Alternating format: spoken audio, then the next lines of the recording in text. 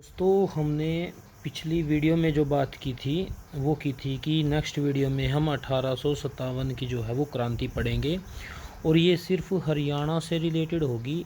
ठीक है, तो ठीक है, इसको सिर्फ हम हरियाणा के ही पॉइंट ऑफ व्यू से पढ़ेंगे, इंडिया के पॉइंट ऑफ व्यू से नहीं पढ़ेंगे। ठीक है, तो आज की जो हमारी वीडियो है कि 1857 की क्रांति, 1857 की क्रांति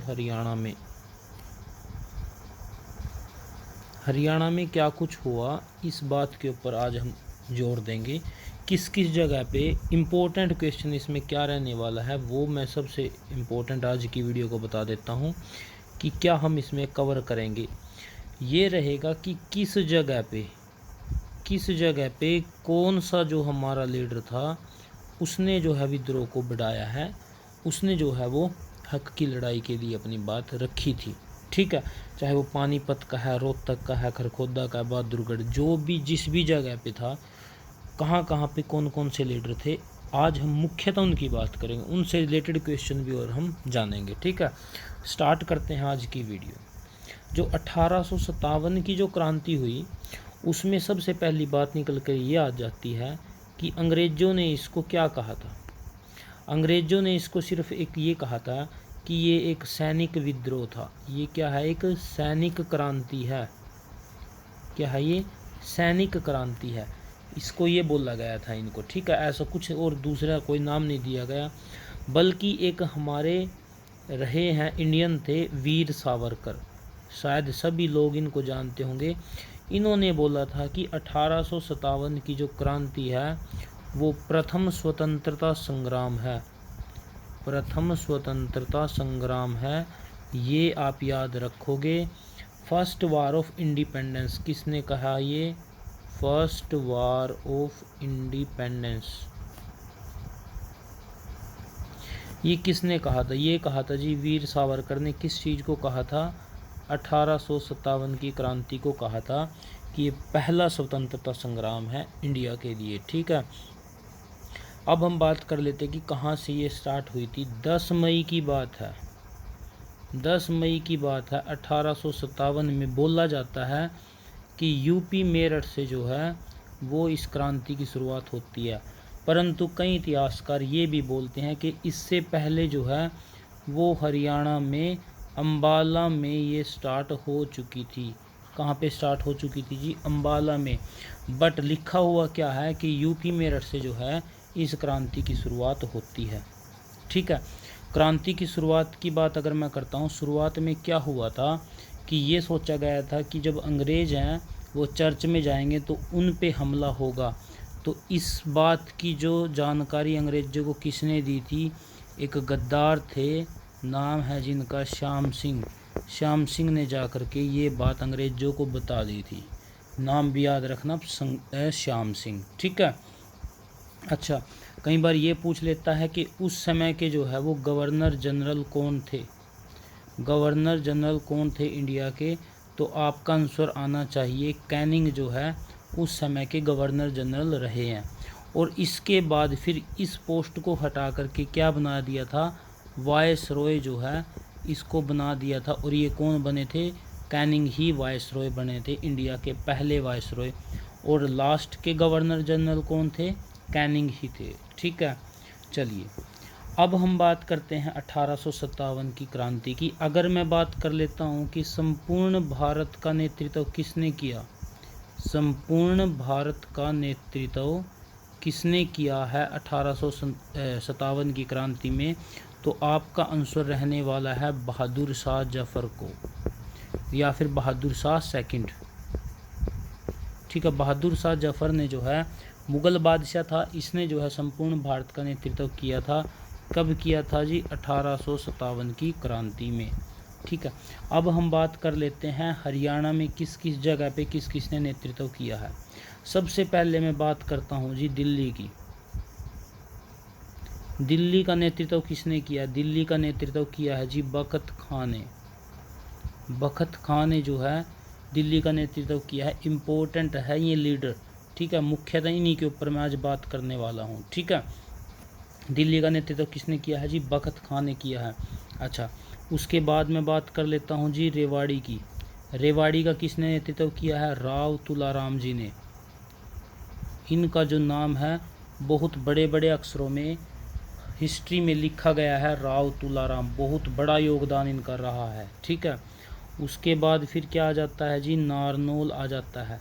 नारनौल का जो नेतृत्व किसने किया था जी? गोपाल सिंह ने नेतृत्व किया था नारनौल का, याद रखना। ठीक है, उसके बाद रोहतक का किसने नेतृत्व किया है जी? रोहतक का जो नेतृत्व किया है जी, वो वीर रांगड़ों ने जो है, इनका जो है वो नेतृत्व किया है रोहतक का। उसके बाद आ जाता है जी खरखोदा रोहतक। खरखोदा रोहतक की एक जगह है, इसका नेतृत्व किसने किया था? इसका जो नेतृत्व किया था बिसारत अली ने किया था। किसने किया था जी? बिसारत अली एक व्यक्ति हैं खरखोदा रोहतक का, इन्होंने क्या किया था जी? नेतृत्व किया था। उसके बाद झज्जर से कौन आ जाते हैं? झज्जर से आते हैं जी हमारे अब्दुल रहमान खां। अब्दुल रहमान खां, इन्होंने यहाँ से नेतृत्व किया है। बहादुरगढ़ से कौन आ जाते हैं? बहादुरगढ़ का नेतृत्व किसने किया था जी? बहादुर जंग ने। ये नाम याद रखने हैं जी। ठीक है, राव तुलाराम कहाँ से? रेवाड़ी से। नारनौल गोपाल सिंह, रोहतक वीर रांगड़ों ने, खरखोदा रोहतक का बिसारत अली, झज्जर का अब्दुल रहमान खां, बहादुरगढ़ का बहादुर जंग ने। 2-3 बार पढ़ना, याद रखना है इसको। ठीक है, उसके बाद हम पढ़ते हैं जी पानीपत का नेतृत्व जो है वो किसने किया था? इसका नेतृत्व किया था जी इमाम अली कलंदर ने इसका नेतृत्व किया है जी पानीपत का। उसके बाद आ जाता है जी हिसार का नेतृत्व किसने किया है जी?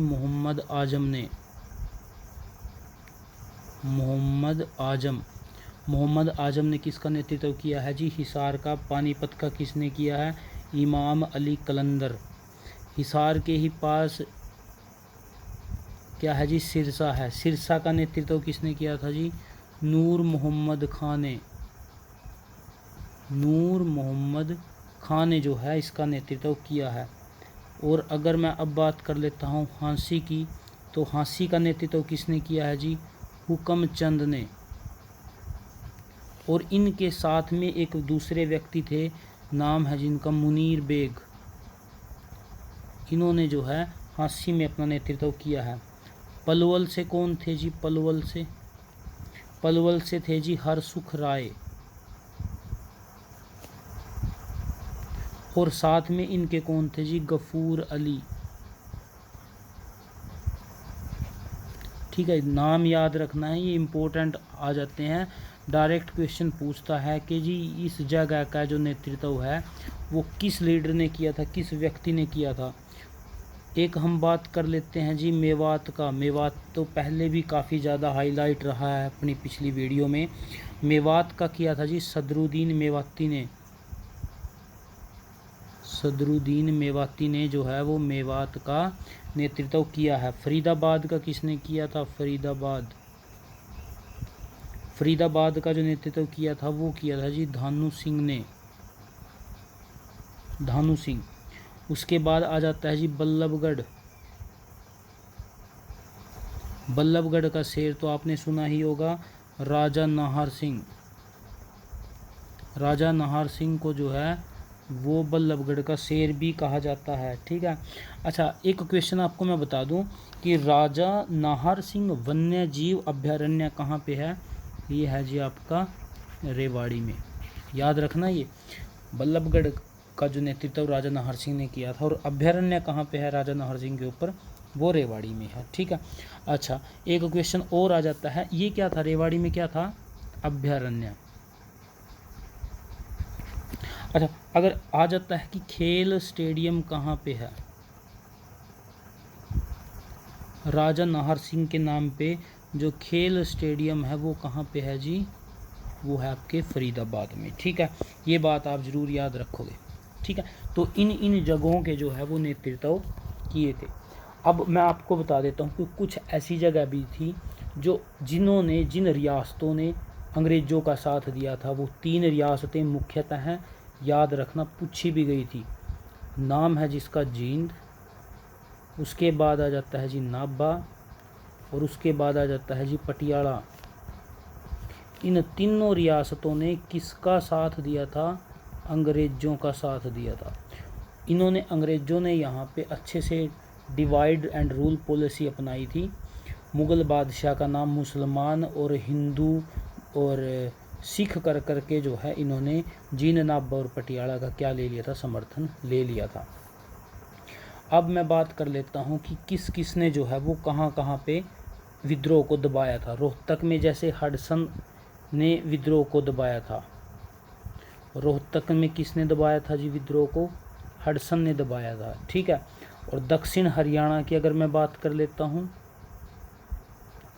दक्षिण हरियाणा में जो है वो सावर्स ने जो है वो क्रांति को दबाया था, ठीक है। ये इम्पोर्टेंट नाम है 2-3, इनको जो है आप याद रखोगे, ठीक है।